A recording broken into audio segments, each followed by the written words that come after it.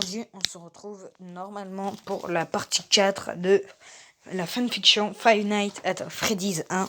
C'est parti, on commence. Le costume or et rouge. Freddy n'est nulle part. Je regarde dans la cam à droite. Il se trouvait là. Je laissa échapper un cri de peur et jeta la tablette par terre. Mais elle ne cassa pas pour autant. Je voulus fermer la porte. Je l'ai appuyé sur le bouton alors que Freddy était devant moi. Ses yeux luisants me fixaient. Ses yeux n'étaient pas d'exosquelette, c'était humain. J'approchai ma main dangereusement de sa tête et je n'eus pas le temps que les ténèbres envahirent ma vision. Je me réveilla. J'avais mal à la tête et me trouvais dans une pièce du restaurant, j'en suis sûr. Ma vision s'habitua à l'obscurité. J'étais dans les backstage. Je tentais de me lever, mais mon esprit ne voulait pas. Pourquoi? Je ne suis pas comme si quelqu'un ou quelque chose voulait que je reste. Mon corps finit par m'obéir. Je me leva. Au moment où j'allais tourner la poignée, que la porte s'ouvrit. Je recula d'un bond suite à mon sursaut. Les robots dont j'avais trouvé les noms entraient. Le premier était l'ours Freddy, le second Bonnie, Chica et Foxy, qui est normalement derrière son rideau bleu aux étoiles blanches luisantes. Bonnie me prit et me reposa sur la table. Foxy et lui me tenaient tandis que Chica partit prendre dans un endroit que je n'avais pas vu. Elle ressortit avec un costume de Freddy en or abîmé. Freddy prit le bras du costume et Bonnie souleva mon bras. L'ours m'enfonçait doucement le bras en or qui devenait rouge de mon sang. Je hurlais de douleur. On dirait qu'il s'en fiche. Des larmes roulent le long de mes joues. Je les suppliai d'arrêter, mais ils faisaient la sourde oreille. Je remuais dans tous les sens. Seules mes jambes bougeaient, mais elles s'arrêtaient. Je tournai ma tête et vis Chica à genoux, me tendant mes jambes avec difficulté. Je laisse tomber. Je souris légèrement comme si ça risque d'aggraver mon cas. Freddy me souleva la tête de ses deux doigts. Il avait l'air de ne pas comprendre pourquoi je souriais. Pourquoi souris-tu? Je repense aux bons souvenirs que j'avais avec ma mère et mes amis. Tu as une famille? Oui. Écoutez, je connais votre histoire. J'ai très peu dormi pour savoir pourquoi vous me pourchassiez. Et j'ai trouvé, je sais, ce qui vous est arrivé.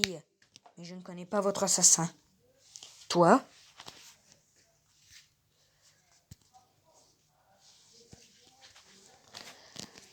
Toi, tu sais notre histoire? Oui, je peux vous aider. Stop. Que sais-tu de notre tueur? Pas grand-chose à part qu'il s'appelle Vincent et... Vincent?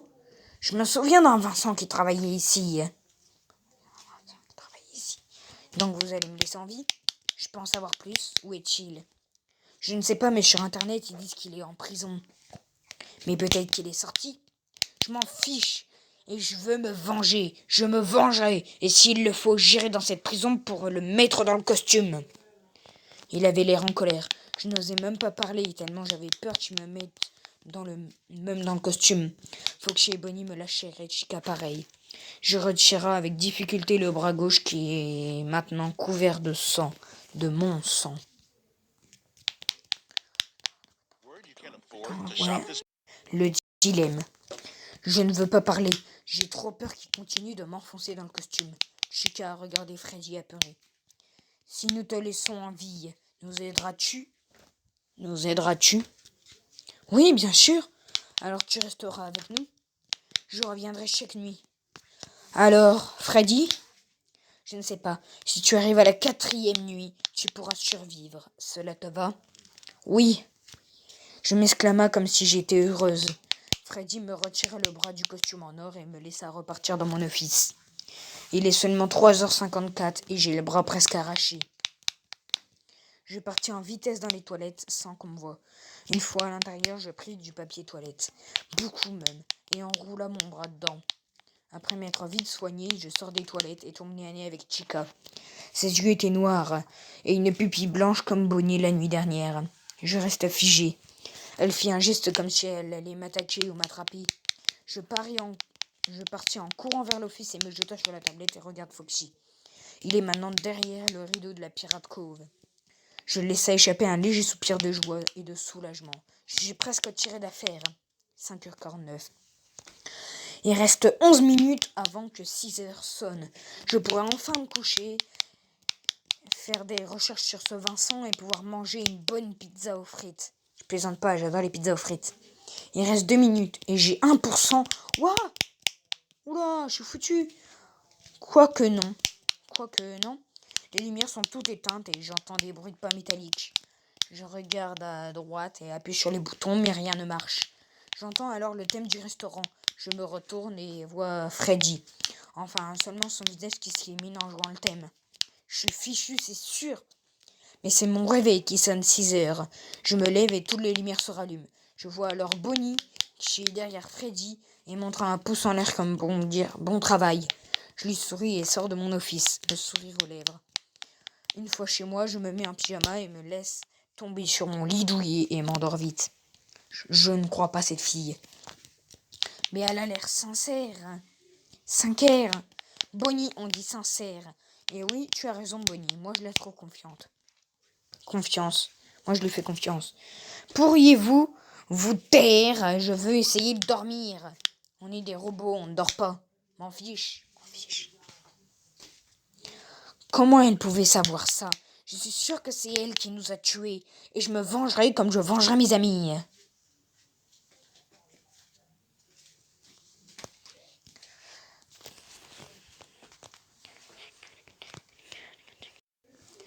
Bientôt sauvé. J'ai passé la 3e nuit et je vais bientôt devoir faire la 4e. J'ai acheté le jeu Five Nights at Freddy's, le 1, 2 et le 3. Le premier jeu est comme moi. Je vis ma batterie diminuer plus vite qu'en réalité. À 23h45. Je me prépare pour ma 4e nuit chez Freddy. Une fois prête, je regarde l'heure. Il est 23h50. Ça va. Je sors en vitesse avec un guide de survie dans mon sac à dos. Je cours aussi vite que je peux. J'arrive finalement au restaurant. Je rentre et me dirige vers l'office encore essoufflé. J'allais repartir par la porte de gauche. Bonnie et Foxy. Je sens une énorme main sur mon épaule. Je me retourne et fais face à Bonnie. Bonne chance. Merci, Bonnie. Je rentre dans l'office et retire mon sac et en sors une pizza chaude, une bouteille de coca, mon guide de survie et un couteau si intervient par effraction. PV Bonnie. Je suis pas encore parti. Je vois la gardienne sortir un couteau de son sac, puis le remet. Ce serait donc elle, notre assassin? Je repars vers la scène et dis à Freddy ce que j'ai vu. J'avais raison. Il y a sûrement une explication. Je pense que je vais courir beaucoup vers elle et l'attraper. Quoi? Laisse donc pas de pitié, d'accord? Ok. Je lis mon guide de survie et mange ma pizza avant qu'elle ne soit froide. Je regarde ma montre, il est seulement 1h23. Bon, c'est rien, je suis bien tranquille quand j'entends les pleurs, mais au ralenti. Je regarde les caméras et vois qu'ils ont tous bougé.